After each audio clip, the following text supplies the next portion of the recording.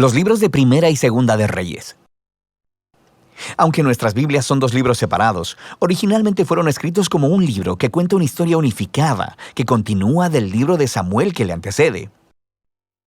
Así que David ha unificado las tribus de Israel en un solo reino, y Dios prometió que de su linaje vendría un rey mesiánico que establecería el reino de Dios sobre las naciones y cumpliría las promesas hechas a Abraham. Entonces, el libro de Reyes cuenta la historia de la larga línea de reyes que vinieron después de David, y ninguno de ellos estuvo a la altura de la promesa. De hecho, ellos llevan a la nación de Israel a la ruina. El libro está diseñado para tener 5 movimientos principales. La historia comienza y termina enfocada en Jerusalén. Primero con el gobierno de Salomón y la construcción del templo, y luego, en esta última sección, termina con la destrucción de Jerusalén y el exilio de Israel a Babilonia.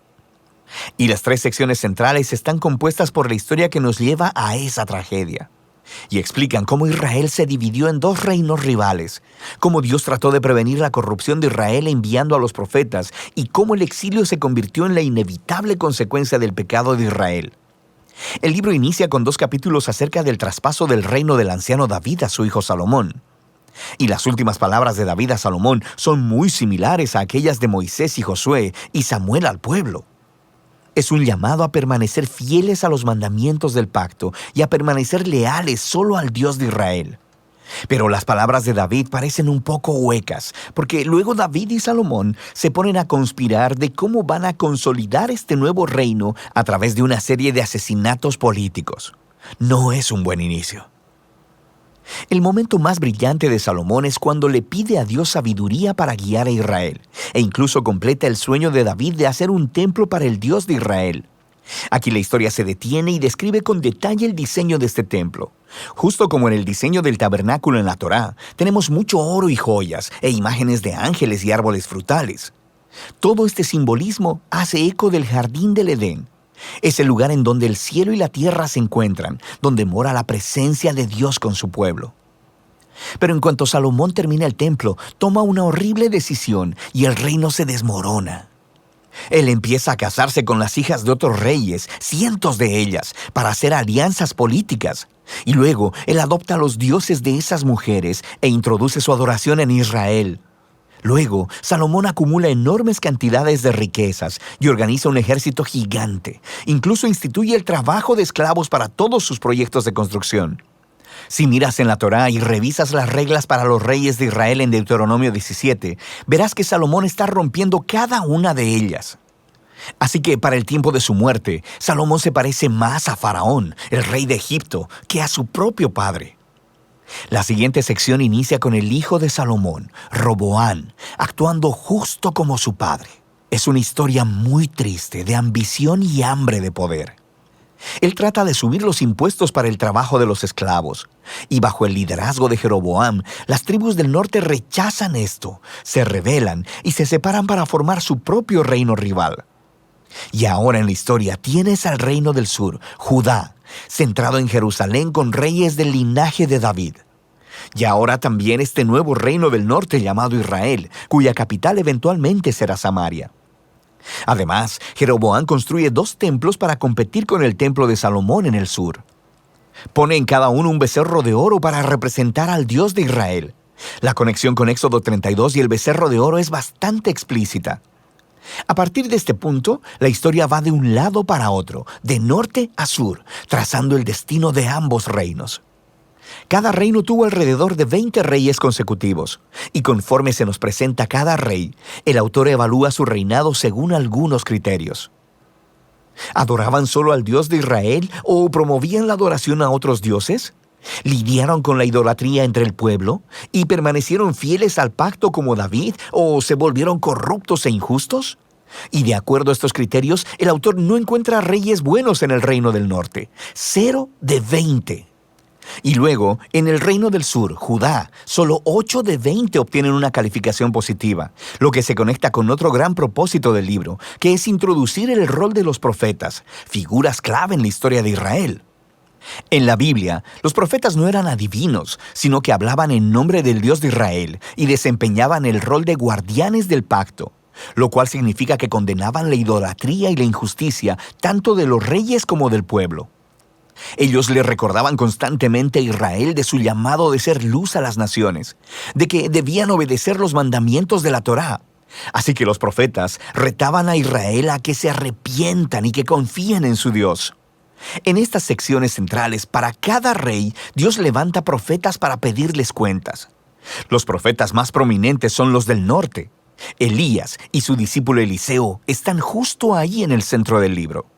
Elías era un profeta rústico, viviendo en el desierto, y su archienemigo era el rey del norte, Acab, y su esposa cananea Jezabel. Juntos habían instituido en Israel la adoración al dios cananeo, Baal. Así que en una famosa historia, Elías retó a 450 profetas de Baal a una contienda para ver cuál dios era el real. Así que ambos construyeron altares y oraron a sus dioses, pero solo el Dios de Israel respondió con fuego. Después de esto, Acab utiliza su poder real para asesinar a un agricultor israelita y robar el viñedo de su familia. Y Elías confronta una vez más la injusticia de Acab y anuncia la decadencia de su descendencia. Elías eventualmente pasa el manto de su liderazgo profético a un joven discípulo llamado Eliseo, quien pide 2 veces la autoridad de Elías. Y lo que es fascinante es que el autor, que ha contado 7 obras milagrosas de Elías, luego ofrece historias de 14 actos de poder de Eliseo. Ambos profetas fueron claramente hombres extraordinarios y jugaron el mismo rol: confrontar a los reyes de Israel por la idolatría y la injusticia. Y en último término, no tuvieron éxito en hacer que Israel se aparte de la apostasía. En la siguiente sección, el reino del norte es sacudido por una revolución sangrienta iniciada por un hombre llamado Jehú, quien destruye a la familia de Acab. Aunque Jehú fue inicialmente comisionado por Dios, su violencia se sale de control y crea una espiral de asesinatos políticos y rebeliones de los que Israel jamás se recuperó. Después de Jehú, tenemos golpe tras golpe, y cada rey sigue a otros dioses y permite injusticias horribles. Todo nos lleva a Segunda de Reyes, capítulo 17. El grande y malvado imperio de Asiria desciende y acaba con todo el reino del norte, y la ciudad capital, Samaria, es conquistada, y los israelitas son exiliados y esparcidos a través del mundo antiguo. Ahora, el capítulo 17 es clave. El autor detiene la historia y ofrece una reflexión profética de lo que acaba de suceder. Él culpa la caída del reino del norte a la idolatría y a la infidelidad al pacto de Israel y sus reyes. Y por tanto, Dios les ha hecho enfrentar las consecuencias de sus decisiones. El último movimiento del libro nos cuenta la historia del solitario reino del sur.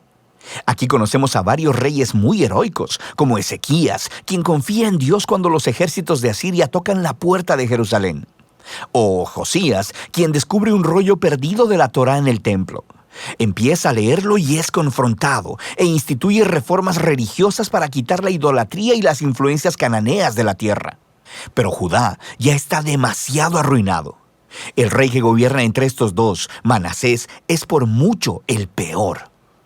Él no solo introduce la adoración de estatuas de ídolos en el templo de Jerusalén, también establece el sacrificio de niños. Así que Dios envía profetas para decirles que el tiempo se ha terminado. Israel ha alcanzado el punto sin retorno. Los últimos capítulos cuentan la historia del imperio babilónico, que viene a invadir Jerusalén, destruir el templo y llevar al pueblo y al linaje de David al exilio. Y así termina la historia, dejando que nos preguntemos: ¿ha terminado Dios con Israel? ¿Ha terminado con el linaje de David? Bueno, el párrafo final se proyecta alrededor de unos 40 años en el exilio y narra una historia muy extraña. Se trata de Joaquín, un descendiente de David, quien hubiera sido rey si hubiera estado en Jerusalén. Y el rey de Babilonia lo libera de la prisión y lo invita a comer en la mesa real por el resto de su vida, y ahí termina el libro. No es mucho, pero es una historia que da un rayo de esperanza en que Dios no ha abandonado al linaje de David. Ahora, la pregunta es: ¿cómo Dios cumplirá sus promesas a Abraham y a David? ¿Cómo bendecirá a las naciones y traerá el reino mesiánico? Y para responder a esas preguntas, debes leer la sabiduría de los libros proféticos. Pero por ahora, ese es el libro de Reyes. Dios te bendiga. Estamos nuevamente, ¿verdad?, en el día de hoy estudiando la palabra del Señor. Hoy en el libro Primera de Reyes. Así que te invito a que tengas tu Biblia a la mano, que tengas tu libreta, tu bolígrafo, marcador, lo que utilices y sobre todo que tengas la disposición para lo que vamos a hablar en el día de hoy. Te pido que inclines tu rostro para que juntos podamos ir en oración. Amado Dios y Padre Celestial, gracias por tu amor, por tu bondad. Gracias por este día hermoso que tú nos das para nosotros poder sentarnos a escuchar tu palabra, poder aprender de todo lo que tú has permitido que esté plasmado en la Biblia, para nosotros ser edificados, para nosotros ser instruidos, para aprender sobre ti, sobre tus enseñanzas, sobre tu guianza, mi Cristo. Te doy gracias por cada amigo que ha podido sacar de su tiempo para sentarse a escucharte. Gracias por la bendición que me permites de hoy nuevamente poder estar aquí y hablar de lo que tú has hablado a mi corazón. Te doy gracias en el nombre de Jesús. Amén y amén. Sé que viste el video, como te dije la semana pasada, te ponemos los videos para que tú puedas entender un poco mejor el libro que estamos tratando cada miércoles. Has visto que hemos dado un solo libro por cada mes, ya que hay libros que si no lo hacemos así, pues no vamos a poder cubrir hasta fin del año. Hay otros libros que quizás vamos a estar 2 o 3 semanas y quizás más, como en los Salmos, un poco más en ellos. Pero yo te invito a que tú leas. Yo te doy un breve resumen, te doy algunas palabras que podamos aprender del libro, pero es para motivarte a que tú leas el libro, a que veas las historias hermosas que aparecen en cada uno de estos libros que hemos estudiado, y continuamos con los libros históricos. Recuerda, pasamos ya el Pentateuco y estamos en los libros históricos. Como te dije, estamos en Primera de Reyes y quiero leerte unos versículos del capítulo 2 de Primera de Reyes. Vamos después a leer más adelante capítulo 9. Voy a leerte algo, pero en el camino. Así que no cierres tu Biblia para que puedas seguir conmigo. Primera de Reyes, capítulo 2. Quiero leerte versículos 3 y 4 y luego el versículo 12. Voy a usar hoy mi Reina Valera, bendito, mi Biblia. Esta, mira, la quiero mucho, la conozco bastante. Así que hoy vamos a usar la Reina Valera. Dice en el nombre del Trino Dios, Padre, Hijo, Espíritu Santo. Amén. Versículo 3 de Primera de Reyes, capítulo 2. Guarda los preceptos de Jehová tu Dios, andando en sus caminos y observando sus estatutos y mandamientos, sus derechos y sus testimonios, de la manera que está escrito en la ley de Moisés, para que prosperes en todo lo que hagas y en todo aquello que emprendas. Versículo 4. Para que confirme Jehová la palabra que me habló, diciendo: si tus hijos guardaren mi camino, andando delante de mí con verdad, de todo su corazón y de toda su alma, jamás, dice, faltará a ti varón en el trono de Israel. Y el versículo 12 dice: y se sentó Salomón en el trono de David su padre, y su reino fue firme en gran manera. Amén. El Señor añada bendición a su santa palabra. No me cierres la Biblia, ya que más adelante vamos a leer en otro capítulo. Pero hablándote un poco de Primera de Reyes, recuerda que la semana pasada te comentaba que eran libros unidos también, como Primera y Segunda de Samuel y todos estos libros. Así que Primera y Segunda de Reyes era originalmente un libro llamado en el texto hebreo Reyes. La traducción griega del Antiguo Testamento, la Septuaginta, dividió el libro en dos y fue seguido por la versión de la Vulgata latina y las demás traducciones en castellano. Los libros de Primera y Segunda de Samuel y Primera y Segunda de Reyes combinados son una crónica de la historia entera del reinado de Judá y de Israel, desde Saúl hasta Sedequías. Así que el escritor le estableció al principio de la narración que el Señor requería obediencia por parte de los reyes a la ley mosaica. y la ley mosaica es la ley de Moisés, para aquel que no lo conozca. Si su reino iba a recibir su bendición, la desobediencia traería el exilio, y eso usted lo ve en el capítulo 9 de Primera de Reyes. La triste realidad que la historia reveló fue que todos los reyes de Israel y la mayoría de los reyes de Judá hicieron lo malo ante los ojos de Jehová. Y estos reyes eran apóstatas que guiaron a su pueblo al pecado al no confrontar la idolatría, sino que la apoyaban.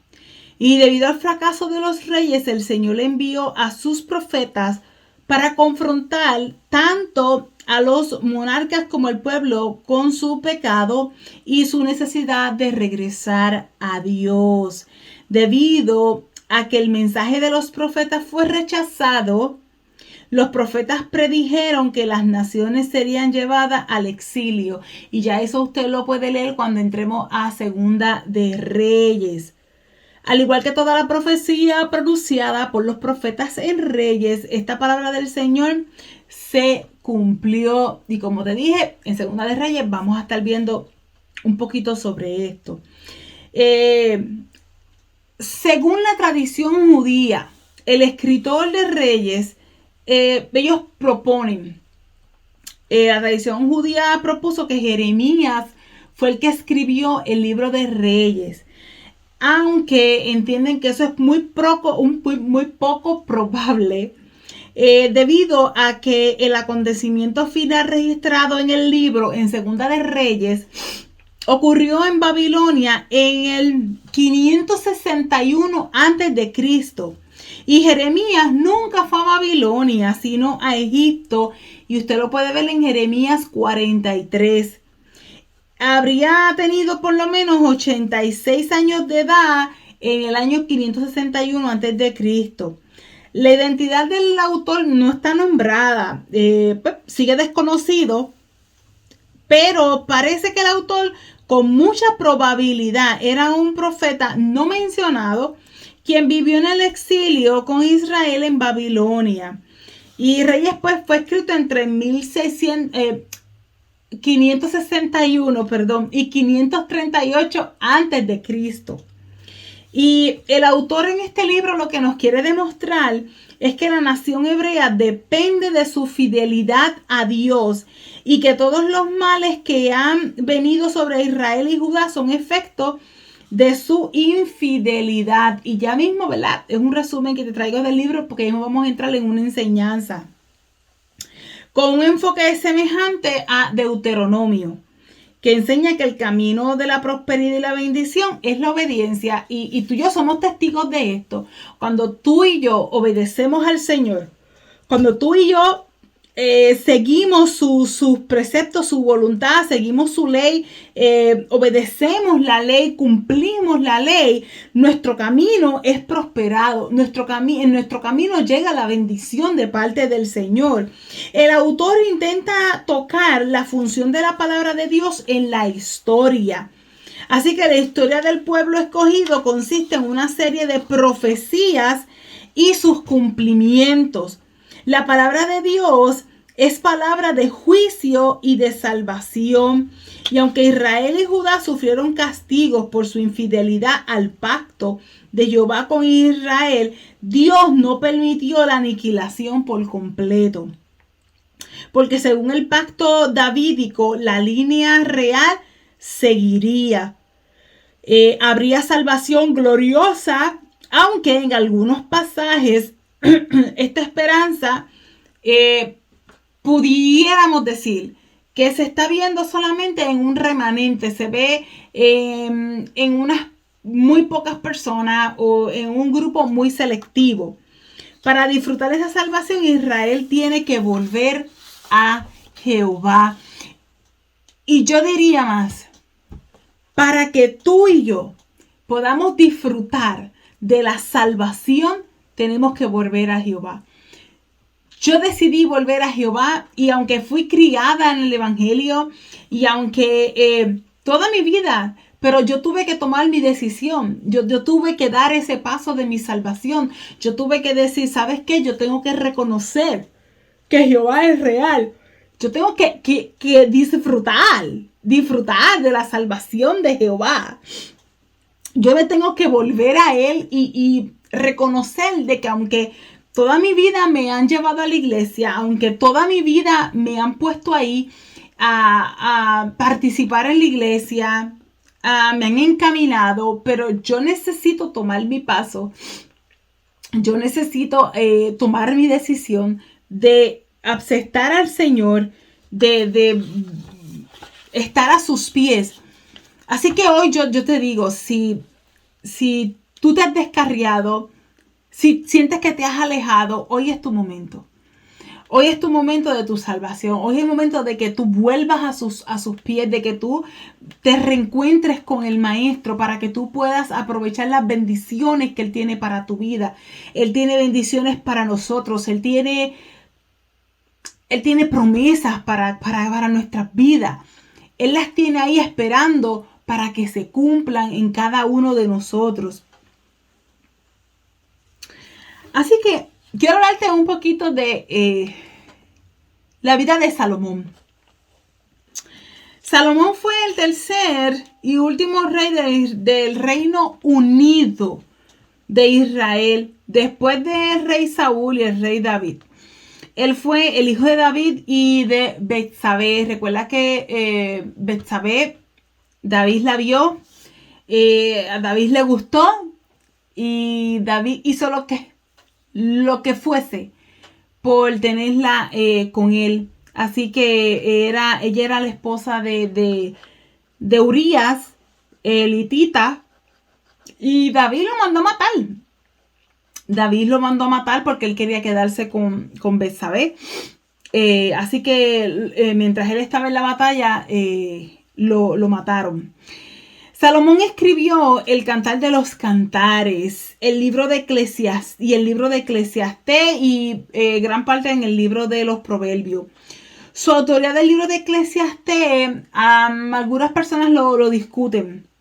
Aunque Salomón es el único hijo de David a ser rey de Israel, no solo Judá, en Jerusalén. Y muchas de las descripciones del autor encajan perfectamente con Salomón. Y Salomón reinó durante 40 años. ¿Qué aspectos, verdad, destacados de la vida de Salomón pudiéramos hablar? Cuando llegó al trono, buscó a Dios. Y Dios le dio la oportunidad de pedir lo que él quería. Salomón reconoció humildemente su incapacidad para gobernar bien y desinteresadamente le pidió a Dios la sabiduría que necesitaría para gobernar justamente al pueblo de Dios. Y Dios le dio la sabiduría y le dio riqueza. Y hay algo que en una de las notas que leí, él le pidió sabiduría al Señor para poder gobernar al pueblo. Pero tenía que haberle pedido también sabiduría a Dios para manejar su vida. Que Dios le diera sabiduría para él poder hacer las cosas bien en su vida personal. Y eso me llevaba anoche, cuando antes de acostarme, ¿verdad? Que oraba, recordaba lo que estaba leyendo desde Salomón y le decía al Señor, yo acepté un reto nuevo en la iglesia, un reto nuevo para mí porque nunca me había atrevido, nunca creía como que era lo mío. Trabajar directamente como directora del Ministerio de los Niños. Y anoche de momento me dio, como decimos a lo boricua, el frío olímpico. Y le decía al Señor, yo tengo que pedir sabiduría. Y yo le decía a Dios, si tú me preguntaras qué yo necesito, yo voy a decir como Salomón, dame sabiduría. Pero yo no dame una sabiduría para que yo pueda trabajar bien el ministerio de niños, sino que también pueda trabajar bien mi vida personal, mi familia, con mis hijas. Y eso me da una lección. Nosotros a veces se nos olvida y queremos que Dios se encargue de ciertas áreas de nuestra vida cuando Dios quiere encargarse de todas las áreas. Y a veces le permitimos al Señor y le damos la oportunidad de que Él entre a trabajar y que Él dirija los pasos de una parte de nuestra vida, como es el ministerio quizás. Le permitimos a Dios, sí, guíame en el ministerio, guíame en eso que tú tienes para mí. Pero cuando llega el momento quizás de que Dios guíe tu familia, de que Dios guíe tus negocios, de que Dios guíe o que te dé la sabiduría para que tú puedas manejar bien los negocios, para que manejes bien en tu familia, para que manejes bien todo lo que tú hagas, además de tu ministerio. Ahí es como que esa parte la hago yo. Déjame eso a mí. ¿Verdad? Le permitimos al Señor que Él maneje otras áreas de nuestra vida cuando Él quiere manejarlas todas. Así que eso yo le decía al Señor, Señor, yo quiero que si tú me preguntas, yo te quiero decir cómo Salomón maneja, dame la sabiduría para yo poder tomar buenas decisiones en todo lo que tú has puesto en mis manos. Cuando Salomón llegó al trono, él comenzó bien, él buscó la dirección del Señor. Y usted puede ver a través de la historia del libro mientras usted lo lee. Y en el video al principio, él comenzó bien, él comenzó buscando la sabiduría, pidiéndole al Señor que le mostrara el camino a cómo conducir al pueblo, cumpliendo lo que leímos aquí al principio, que su padre le dice, mira, fue una promesa, un pacto que Dios hizo conmigo, que de mi familia iba a seguir, pero tenemos que hacer las cosas bien. Y él pues acepta todo esto. Dice que Dios le dio sabiduría y le dio riquezas. Y Primera de Reyes 10:23 dice, así excedía el rey Salomón a todos los reyes de la tierra en riqueza y en sabiduría. Dios también le dio a Salomón paz por todos los alrededores durante la mayor parte de su reinado. Yo quiero que vayas conmigo a Primera de Reyes, capítulo 9. Quiero leerte unos versículos, quiero leer del 4 al 9. Primera de Reyes, capítulo 9, versículo 4 al 9.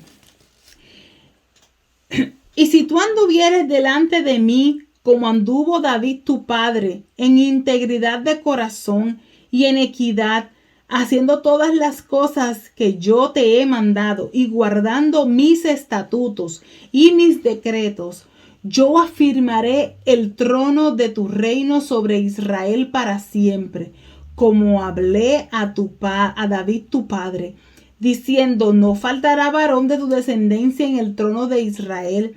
Mas si obstinadamente os apartáis de mí, vosotros y vuestros hijos, si no guardareis mis mandamientos y mis estatutos que yo he puesto delante de vosotros, si no fuereis y sirviereis a dioses ajenos y los adorareis, yo cortaré a Israel de sobre la faz de la tierra que les he entregado, y de esta casa que he santificado a mi nombre, yo la echaré de delante de mí. E Israel será por proverbio y refrán a todos los pueblos, y esta casa que estaba en estima, cualquiera que pase por ella se asombrará y se burlará y dirá, ¿por qué ha hecho así Jehová a esta tierra y a esta casa? Y dirán, por cuanto dejaron a Jehová su Dios, que había sacado a sus padres de tierra de Egipto, y echaron mano a dioses ajenos, y los adoraron, y los sirvieron. Por eso ha traído Jehová sobre ellos todo este mal. Un pacto que Dios había hecho Y lo vimos la semana pasada. Con David un pacto. Y ahora vuelve y hace un pacto con Salomón y se lo dice. O sea, tú me vas a hacer la casa, tú me la pones hermosa, tú trabajaste en esta casa, mira lo que tú has hecho por una casa para mí. Me edificaste este templo y lo hiciste hermoso. Pero ¿de qué me sirve? ¿De qué me sirve? Porque, mira, hermano, fue detalle. Usted puede ver en los capítulos anteriores, el 8, si no me equivoco, el 9, desde el 6, usted va viendo que Salomón edifica el templo y todos los detalles que va cubriendo el templo. Y el Señor le dice, ¿sabes qué? Eso está hermoso. Pero si tú no cumples con tu mandato, ¿de qué te vale? La majestuosidad del templo no es suficiente sin un corazón íntegro. ¿De qué me vale yo tener un templo hermoso, de yo prepararle una casa hermosa al Señor, de yo tenerle los utensilios último modelo, de yo tener lo más lujoso, lo más que brilla, lo más único, lo nuevo del mercado, como pudiéramos decir en nuestro lenguaje, si mi corazón yo no lo tengo íntegro al Señor? ¿De qué me vale? Se relaciona de manera constante la obediencia a Dios con el cumplimiento del pacto por parte de Él. El pueblo poco a poco fue perdiendo la dimensión de la presencia de Dios en cada vida y espacio doméstico. En tiempos de Jesús se discutía en dónde se debía adorar y su respuesta fue que no era en el sitio lo que determinaba la morada de Dios, sino el espíritu de quien le adora. Y hermano, yo leí este comentario y mi mente se quedó como que, ¿what? Porque es cierto. Es cierto. Yo me vuelvo una farisea. Me vuelvo hipócrita. Si mi corazón está pensando en lo peor. Si mi corazón está pensando en hacer lo malo, en no hacer lo bueno, si mi corazón mi corazón y mi mente están mal conectados, no estoy conectada con el Señor. Si lo que estoy haciendo, si lo que yo estoy diciendo, si la manera en que yo estoy actuando, no van de acuerdo al mandato del Señor, no van de acuerdo a lo que Él tiene para mi vida, a lo que Él ha dicho que yo debo de hacer, si no estoy caminando en el camino que Él ha trazado para mí, si yo no sigo los mandatos que Él me está dando, en fin, no le estoy obedeciendo, no estoy cumpliendo con Él. ¿De qué me vale que todo el mundo me vea adorándolo, levantando las manos, si mi corazón no está conectado con Él? Dios conoce mi corazón, Dios conoce mis intenciones. Dios sabe lo que realmente yo estoy pensando, lo que realmente yo estoy sintiendo. Entonces, a veces nos enfocamos de que no, en el templo y quizá nos volvemos hipócritas levantando las manos, que todo el mundo me vea, cuando el que te tiene que ver, que está allá arriba, que está viendo el corazón, que está viendo la verdadera intención, que está viendo la sinceridad de tus palabras, sabe que no lo estás haciendo de corazón, sabe que no lo estás haciendo por agradecimiento, sabe que no le adoras porque debes de hacerlo, sino que lo estás haciendo para que vean que los demás lo hacen. Nosotros tenemos que aprender que no es el lugar, sino es la persona, sino es mi actitud, sino soy yo, cómo yo estoy dispuesto. Y esto me hacía pensar cuando, y me disculpa, ¿verdad? Pero nosotros vamos el domingo a la iglesia, por lo menos mi iglesia ahora mismo, pues solamente los domingos se reúnen, los viernes se reúnen los jóvenes y ahora pues los niños, que vamos a estar reuniéndonos los viernes. Pero en sí el grueso de la iglesia, ¿verdad? Pues poco a poco vamos abriendo el templo y las damas ya van a empezar a reunirse y los caballeros y vamos a empezar a tratar de mover los días en la semana. Pero normalmente durante toda esta pandemia íbamos más que el domingo a la iglesia. Y es triste ver que tras que es el único día, hay a veces que no tenemos esa disposición, esa disponibilidad de sacar nuestro tiempo para poder ser ministrados, bendecidos por el Señor allí. Y a veces permitimos que otras cosas ocupen nuestra mente, ocupen nuestro tiempo. Ese espacio que lo sacamos para el Señor, lo ocupamos en tantas cosas, menos en la búsqueda del Señor. Y vamos a la iglesia para que el líder me vea, para que el pastor me vea, para que la pastora me vea. O voy al culto porque pues, es que tengo que ir porque tengo que hablar con alguien, porque tengo que resolver un problema con alguien, por X o Y razón. ¿Y en qué estamos hablando? ¿En qué nos estamos basando? Se nos olvida que es su casa y no le guardamos el respeto muchas veces como se debe.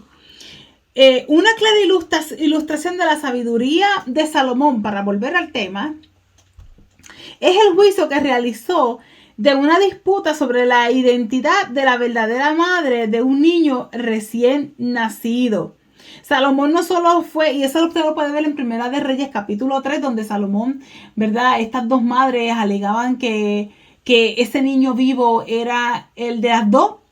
La verdadera madre decía, no, es mi hijo. La otra, de quien el niño había muerto, decía que no, que era su hijo. Y Salomón dice, ok, lo vamos a picar a la mitad para cada una. Y la madre que tenía su niño muerto dijo, sí, píquenlo y lo dividimos. Pero la verdadera madre, sus entrañas se conmovieron y dijo, no, déjenselo entonces, ¿cómo lo van a picar a la mitad? Y quizás fue algo muy drástico, pero fue una enseñanza. Salomón demostró la sabiduría que Dios le había dado. Era la manera de poder identificar quién era la verdadera madre. Y Salomón no solamente fue sabio en su reinado, sino que además tuvo una gran sabiduría conocida en su tiempo, al extremo que hasta la reina Saba viajó 1200 millas para comprobar los rumores de su sabiduría y su grandeza. Y cuando vio, ¿verdad? En Primera de Reyes 10, ella vio que él le contestó todo lo que ella le preguntaba. Y ella pudo ahí entender que sí, que él tenía esa sabiduría de parte del Señor. Salomón no solo resultó ser conocedor, sino que además puso su sabiduría en acción de tal manera que su reino funcionó. Salomón escribió muchos proverbios y escribió, ¿verdad? Cantares, completó muchos proyectos de construcción y también construyó una flota de buques y adquirió mucho oro. Tuvo 700 esposas y 300 concubinas, muchas de ellas extranjeras, que lo llevaron a la idolatría y a su vez enojando grandemente a Dios. Así que ven que a pesar de la sabiduría que él le pidió al Señor para poder manejar el pueblo, y sí construyó el templo porque fue un pacto, una promesa que Dios le hizo a David, y Dios no es como nosotros para luego arrepentirse de esa manera. Ni para luego no cumplir lo que él promete. Pero él falló porque usted vio lo que nosotros leímos en Primera de Reyes capítulo 9, los versículos 4 al 9. Le dijo, y si anduvieses delante de mí como anduvo David, tu padre, en integridad de corazón y en equidad, haciendo todas las cosas que yo te he mandado y guardado mis estatutos y decretos, yo afirmaré el trono de tu reino, bla, bla, bla, todo lo que leímos.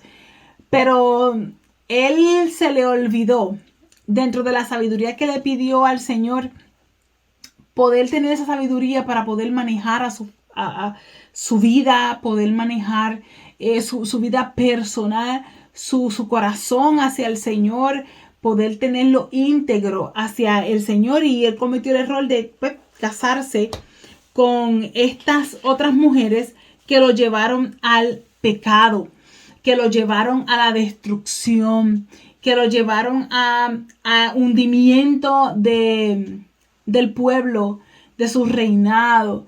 Y lamentablemente el pueblo de Israel se dejó influenciar porque volvía otra vez a caer en lo mismo. Y mira, hermano, a veces nosotros decimos, pero ¿por qué tenemos estas historias que nos siguen repitiendo lo mismo y siguen repitiendo lo mismo y vuelven a repetir lo mismo?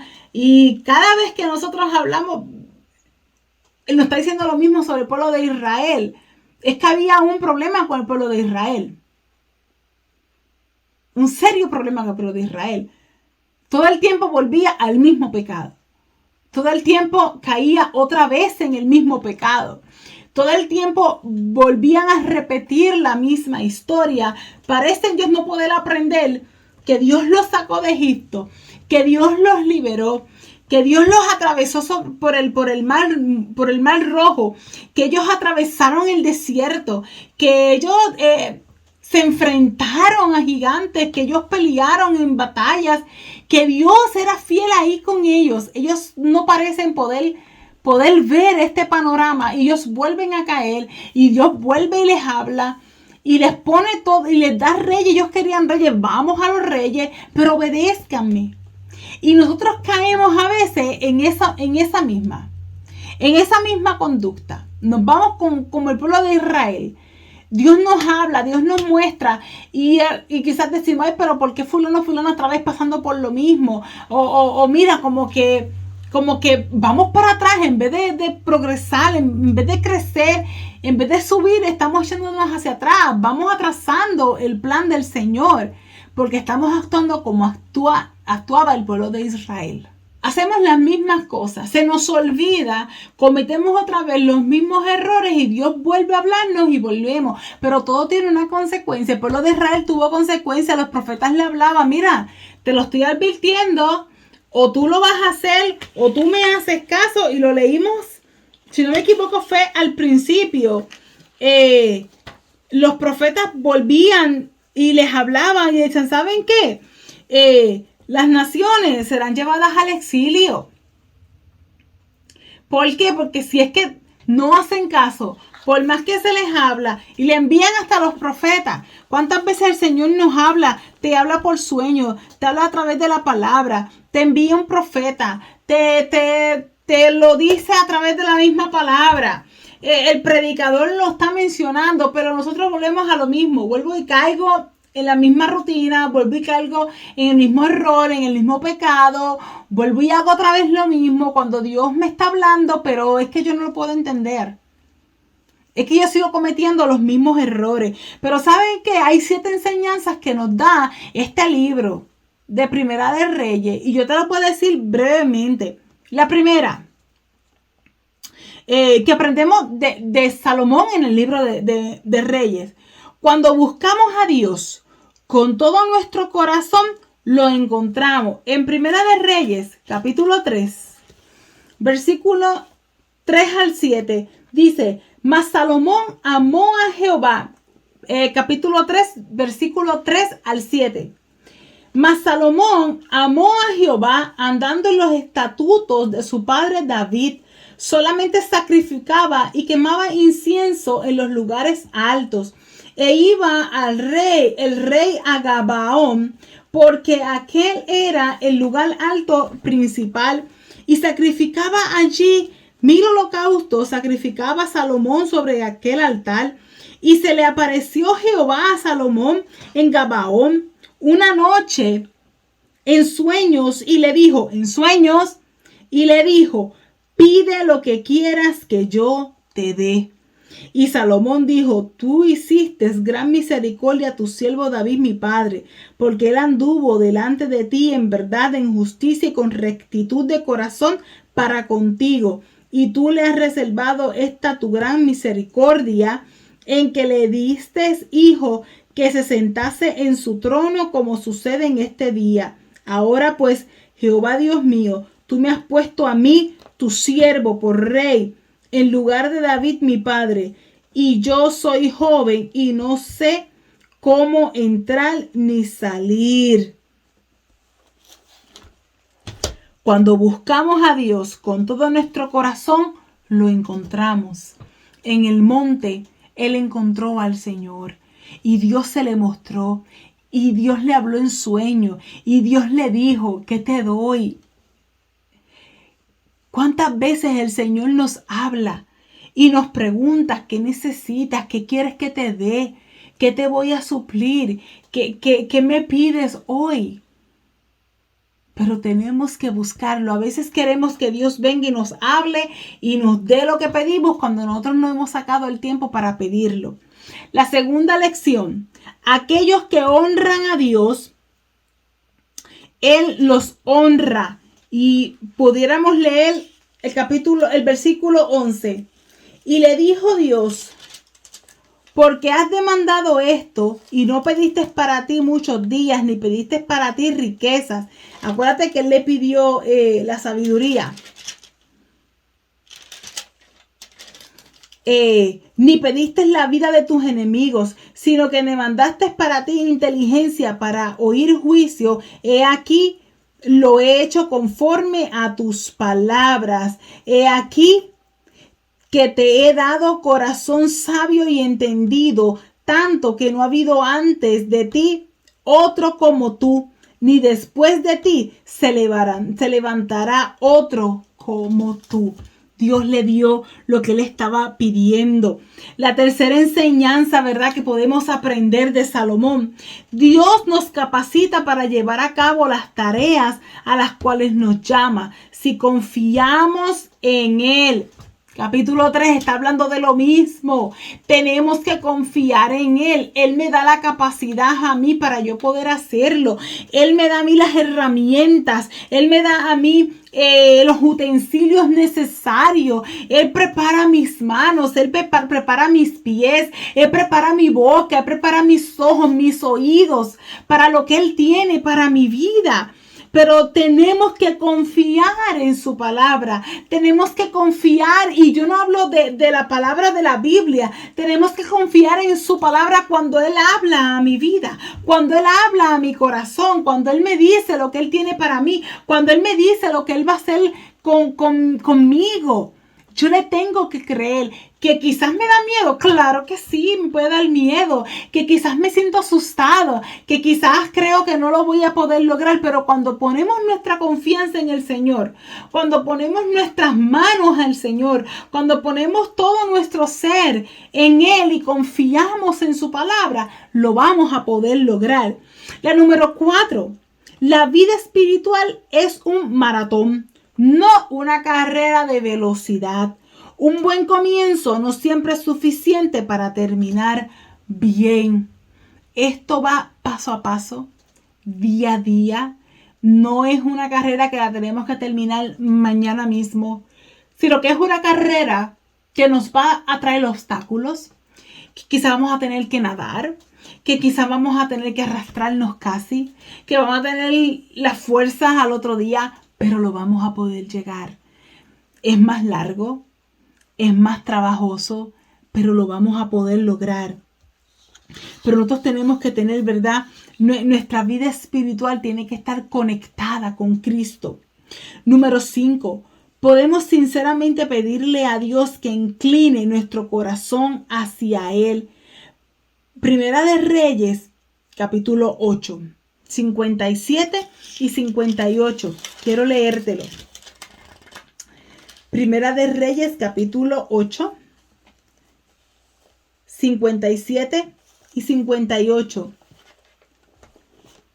Esté con nosotros Jehová nuestro Dios como estuvo con nuestros padres, y no nos desampare ni nos deje. Incline nuestro corazón hacia Él, para que andemos en todos sus caminos y guardemos sus mandamientos y sus estatutos y sus decretos, los cuales mandó a nuestros padres. Y tú hoy le puedes decir al Señor así: inclina mi corazón hacia ti, que yo pueda guardar tus estatutos, que yo pueda guardar tu ley, que yo pueda guardar tus mandatos. pudiéramos nosotros declarar esa palabra de la misma manera y decirle al Señor, Señor, yo necesito que tú inclines mi corazón al tuyo. Yo necesito que mi corazón se incline a ti, que yo pueda estar humillado a ti. Vamos a caminar fuera del camino de rectitud si elegimos a violar su palabra revelada. Si tú decides negar lo que Él ha dicho, para ti va a ser muy duro este camino. Para ti va a ser muy difícil este camino. Va a ser un camino donde, si para uno cuando decide es fuerte, cuando tu camino no está en la voluntad del Señor, está fuera de la rectitud, del camino de rectitud, y decidimos irnos opuestos a lo que está escrito en su palabra, a lo que Él ha determinado en su palabra, vamos a tener serios problemas. Número 6. Los más cercanos a nosotros van a afectar nuestra vida espiritual. Y por lo tanto debemos ser muy cuidadosos con las compañías que tengamos. Y aquí pudiéramos estar. Mira, hermano, hay cosas que tenemos que entender. No todo el que se llama cristiano es cristiano. Y hay veces que nosotros tenemos que tener mucho cuidado. Se supone que si tú estás conectado con el Señor, la persona que va a estar al lado tuyo no es para que te aleje del Señor. Y lo hablo en todo el sentido de la palabra. No solamente que si las amistades. Cuando uno es joven y uno es soltero, aparecen muchas lobas, aparecen muchos lobos que nos intentan alejar del Señor. Y hay que tener mucho cuidado. Lo que te aleja del Señor no puede ser de parte del Señor. Todo lo contrario, tiene que acercarte más al Señor. Las amistades que tú tengas te tienen que acercar al Señor, que te provoquen acercarte al Señor, que provoquen que tú busques más de su presencia.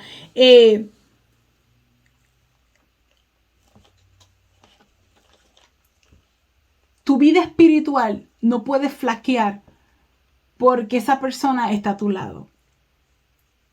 Tu vida espiritual es esa relación que tú tienes con el Señor. Si esa relación que tú llevas ahora mismo con el Señor está siendo debilitada, se está viendo afectada, mira a tu alrededor. ¿Qué tú estás haciendo? ¿Con quién tú estás andando? ¿Con quién tú hablas? ¿Quién es tu confidente si no es el Señor? ¿Qué tú estás escuchando? ¿Qué te están aconsejando? ¿Qué te están diciendo? ¿Va encaminado a lo que el Señor tiene preparado para tu vida? ¿O te está provocando que tú eches a un lado sus estatutos, sus preceptos, sus mandamientos y te está alejando del propósito del Señor? Número 7. La vida vivida aparte de Dios no tendrá sentido, independientemente de la educación, objetivos cumplidos, los más grandes placeres y la mayor abundancia de riquezas. Y eso Salomón lo vio claramente y lo escribe en Eclesiastés. ¿De qué me vale? ¿Para qué tener tanto? Tengo toda la sabiduría, tengo la educación, porque dentro de la sabiduría él tenía la educación. Y hasta en la música, en todo. O sea, tengo la educación, pude realizar mis objetivos, tengo todo lo que quiero en mis placeres, tengo todo el dinero del mundo, pero ¿y mi relación con el Señor? ¿De qué me sirve? ¿De qué me sirve que tu relación con el Señor sea primero que tus riquezas, que tus placeres, que tus grandezas, que tu abundancia, que tu educación? O sea, y no me lo malinterprete, porque prepararse es buenísimo. Estudiar es hermoso, yo amo estudiar. Pero que nada sea primero que tu relación con el Señor. Cuando tú pones tu relación con el Señor sobre todas las cosas, todo lo demás Dios lo bendice. Todo lo demás prospera. Porque pusiste al Señor por primero en tu vida. Por primero en tu relación. Por primero en todo lo que tú emprendes. Hay unas lecciones para nosotros. Y ya estoy terminando. Siempre se cumple lo que Jehová predice, lo que Jehová habla. Qué peligro es pensar que podemos desobedecer la ley de Dios y salirnos con nuestra voluntad, ¿verdad? Con la nuestra. Quienes se desvían deliberadamente del camino estrecho que conduce a la vida, sufrirán las consecuencias de tal decisión imprudente. Jehová contesta las oraciones sinceras de sus siervos cuando le piden sabiduría, entendimiento y guía a fin de cumplir con su servicio. Salomón expresó profunda y sincera gratitud a Jehová, un Dios de bondad, un Dios amoroso, un Dios cumplidor de promesas, un oidor de la oración. Cuando Salomón se hizo desobediente en sus últimos años, Jehová levantó opositores contra él. Dios opone a los altivos, pero da bondad inmerecida a los humildes. Cuando tomemos decisiones importantes en la vida, debemos buscar el consejo de personas maduras que conozcan bien las escrituras y que tengan en gran estima los principios divinos. Cualquier consejo o recomendación que parezca cuestionable, aunque provenga de un compañero cristiano sincero, debe compararse con los sensatos consejos de la palabra de Dios. Jehová nos inspecciona y busca lo bueno en nosotros, sin importar lo insignificante que sea ese elemento positivo. Él puede hacerlo crecer a medida que procuramos servirle de toda nuestra vida, de toda nuestra alma. Tenemos que promover la adoración verdadera. Es otra enseñanza que nos da este libro. El profeta Elías fue el precursor de Cristo y los apóstoles del Nuevo Testamento. Dios le permitió a Elías hacer cosas milagrosas a fin de probar que él realmente era un hombre de Dios. Él resucitó de la muerte al hijo de la viuda de Sarepta, causando que ella exclamara: ahora conozco que tú eres varón de Dios y que la palabra de Jehová es verdad en tu boca. De la misma manera son evidentes en el Nuevo Testamento los hombres de Dios que hablaron sus palabras a través de su poder. Debido a que la viuda de Sarepta reconoció a Elías era profeta y lo recibió como tal, Jehová bendijo sus obras de fe. Hoy día, Jehová también observa las obras de fe y recompensa a quienes apoyan la obra del reino en diferentes maneras. Podemos confiar en Jehová porque Él nos sostiene cuando afrontamos unas intensas oposiciones, porque los verdaderos siervos de Jehová nunca están solos.